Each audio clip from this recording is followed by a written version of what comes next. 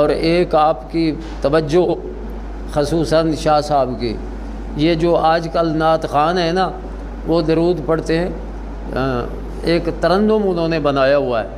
کہ صلی اللہ علیہ یا رسول اللہ وسلم علیہ یا